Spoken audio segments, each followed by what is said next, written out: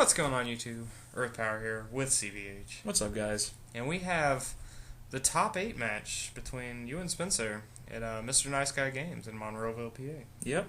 Both players here running the patented Taco Bell gang, and I'll move this camera shortly. Yeah, when I many realize times. There's a lot of glare. Yeah, so we were just running a junk mid-range deck that I had created for the event, and Junk being Dark Nature Light, for those of you who don't know. But we played in top 8, and I had already given Spencer the win because he needed his flight. Well, I need a flight, but he needed his invite too. So we were just playing it out for fun to see what happened. And this is pretty much going to be Spencer's one chance for getting it, since he is leaving for Ireland in less than a month.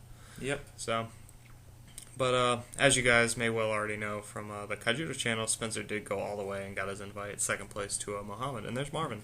So, shout outs to Marvin. This is actually interesting because I knew what my hand was at certain times, but I never saw Spencer's hand, obviously, because he was across the table, so it's interesting to see what he has going on.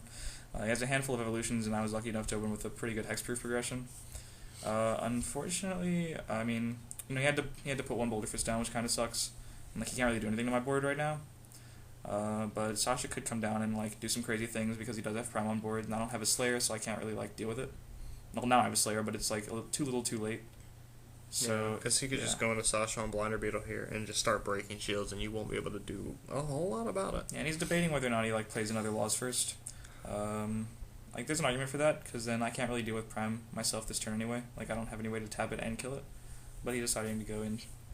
And I know it's going to happen again, and he does have the hexproof guy out.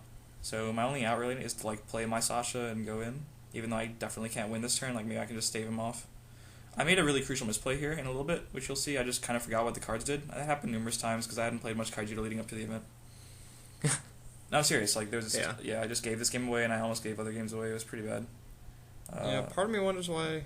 I mean, you just didn't I didn't want him to kill my guys. I knew I had to use all of them next turn. Yeah. I could have gone in with Underworld Stalker, but he has an Unleash anyway, so you could have just murdered it. Right. I don't remember what's in my hand. There might be a way to tap his guys. He goes in, and he unleashes. And now you have to discard for each shield. Yeah. So you only discard one. I think that was correct. Just to stave off one break. I got a Terror Bit that I bragged about not activating. Because there was no reason to at all. I think I had removal in my hand for the 2 lemons. But then I realized, as soon as I did that I shouldn't even go for game. There's no way for me to do it. Because I tried to double break, and I don't understand that his cards, he can just negate one of the shield blasts, and then... Yep. Yeah, then I can't win because he'll have another card to discard unless he just picked up a spell randomly. Yeah. But if it was a spell, it would be Terror Pit, and then my Sasha would die anyway. Yeah, you had to have some way to deal with the board and get rid of both lemons still. So I absolutely, with that triple break with Sasha. Yes, so. I absolutely should have called the Laws with the Trox, and then I would have survived. Yeah. So that was a huge misplay on my part, but that was not the first time that day that it's happened. I mean, that being said, he could have just had the other Evo in hand. Then I would have been breaking anyway, that he could have gotten it out too. But, were you guys running Anjacs in this? Oh yeah, it was 2 Anjak, 2 Boulder Fist, 2 Sashas, 3 Primes, and 1 Trox, 10 evolutions. Yeah, so that being said, he could have had the other Blinder Beetle or even the other an Anjac, so... Yeah, it just kind of sucked though. You don't want to just lose. Yeah, you're right. So that was kind of tilting, but it's fine because the match didn't necessarily matter. And I'm on the play, so that's fun, I think. I wouldn't choose to go second in this matchup. Please excuse the hand cam, it was the only way to get rid of glare. It's not that bad until you speed it up. Yeah, true. I think I did a pretty good job. Yeah. I want to say. So I thought I had a good early game this time with the turnip, but looking at Spencer's hand now, just seeing double Broodmother. He puts one of them down, but he's holding onto the pit. Because I guess he doesn't want to show that 2 of them are already gone. That's a fair thing. But now they're gone. Yeah, they'll just go down when the mana's relevant. I try to do that sometimes with Arbiter, but, you just throw them down. They have to go down. So I have a Prime, and I know I'm putting myself in the way of Anjac right now, but, sometimes you just have to hope they don't have it. There's nothing really else to do. If he had Prime, then it would have just been the same. He could have Primed me, then Anjac. You can't really play around certain cards with certain decks right now, and that was one of the concessions I had to make. And unfortunately, it just really sucked. And then the Broodmother really sucked. Yeah. And the other Anjac really sucked. All of it is sucking a lot right now. Yeah, I'm surprised he didn't just go for in. face there, yeah. He could have. Like, he could either block my Slayer or just get something else back. Like, he has double and Jack. He's so set up. Yeah, it keeps your dudes off board and starts making you make plays you might not want to. I mean, I'm already doing that. There's nothing I can do to his board. I'm just saying, like, to put you behind in shields, like, you've already got cards in your hand anyways. Mm-hmm. I just don't know why I wasn't breaking there. So Vu was watching this game, and he told me I played super ignorant. Like, there were times, because if you look, he can break 5 shields right now, and he could break more, because I know he has Anjac, so he could potentially go for game. So I have a play that would allow me to survive, but I also have this play, which allows me to break some shields. And if I do this play, I know he's probably not going to be able to kill my board, except with that. But, like, I still have some guys out, so, like, my only hope I know is to, like, put myself within range of winning if I have double arbiter and shields. Right. Because if I make the play that lives, my hand and board will just be all but gone. I think I would just be left with, like, the Underworld Stalker and 1 card in hand. That would be irrelevant. So, like, it would be, like, Underworld Stalker and Jack in my hand, and that wouldn't help at all. So, like, Spencer's building up a force right now, but I know I have to, like, pray to blasts. Otherwise, I'm just dead on board.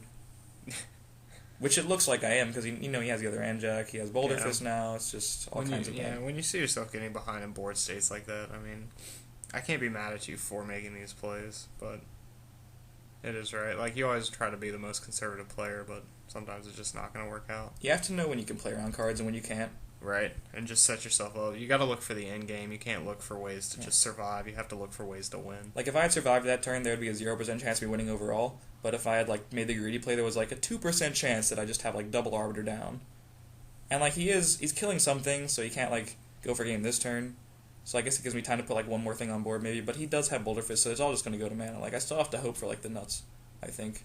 Yeah, again, just going back to, like, when he had Anjax on board and passed a couple turns with you just setting up dudes. Yeah, like, see, now I have Prime and I just double break the last 2, because I know if I have Arbiters down, I win, no matter what. Like, I don't have a guy, so, like, Arbiter's the only out, and it has to be, like, more than 1, and 1's already in mana. So, like, all hope is almost lost, but getting him down to 0 shields means he will never be above 0 shields again with this deck. Because obviously I knew it was in the deck. Like, he doesn't run Cloud Weave.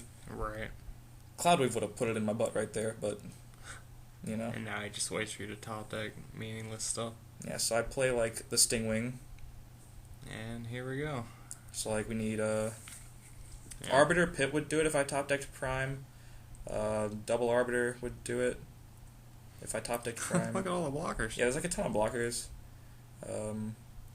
His Unleash with Anjac is now, or with Boulder Fist, like, yeah, that'll get rid of the guys. And there it is. The out was there, so I can. He didn't know it was like game for a minute. I had to explain like, well, Pit kills the attackers, and then all of your guys are just basically blockers. So I can make you break my last 2, and then I'll attack for game. Yeah, that was crazy. Like, good shield blasts. Oh yeah, the eyebrow raise.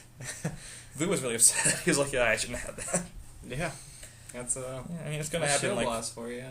if you do the math, like, what's the percentage of you having double Arbiter and Pit if you only run 3 of each? Like, it's something very low. Right. And I mean, I guess, like, it almost feels like a lot of these games come down to that, too. Like, I find myself in a lot of positions where it's just, do I just go in and hope they don't have the Arbiter? If they have it, they have it. If they don't, they don't. It's like, you find those, like, situations and those crackback situations so often right now. Like, Arbiter is just running amok, and it's just the easiest way to turn a game. It's partially because I think, like, every dominant board state, like, you can easily tell just by, like, staring at a game for, like, 2 seconds who's being the dominant player. Like, the cards are so powerful. Like, 1 Anjac on board against a raw field is basically like, oh, you're going to need, like, a lot of things to go right to overcome that. Or, like, even just to field of hexproof guys, like, you need a lot of things to go right. And shield blasts are, like, one of the only hopes to, like, swing a game around. Yep. And it's kind of upsetting when you get, like, the nuts like I just did, but it happens. And I actually opened pretty well this time. And Spencer said he opened bad. He made that pretty clear. Yeah, the turn 3 I rain think he clock actually did say that. I think he makes a misplay at the end of this game, too. I don't know if it mattered, because I think you just completely steamroll in this game. But we'll get to that here shortly towards the end. This game actually takes a little bit of time.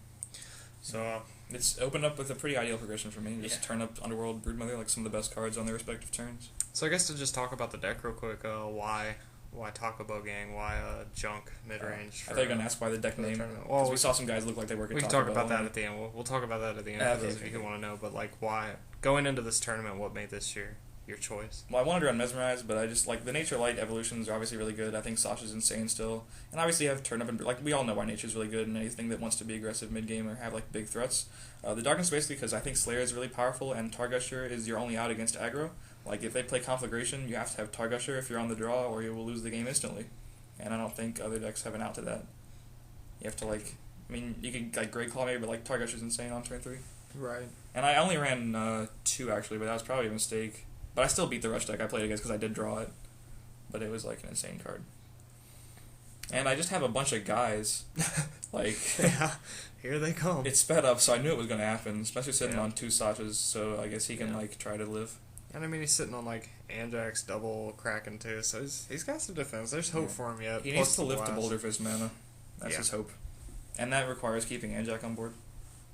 This Terror Pit is not optimal here. You've already attacked with the 2 dudes he'd like to Terror Pit. Terror Pitting Anjax blows. I mean, getting he rid of can, Targusher taps dudes. Yeah, so. I can tap his, like, a Kraken and kill it with Lemon or something. But would I do that? I mean, probably not.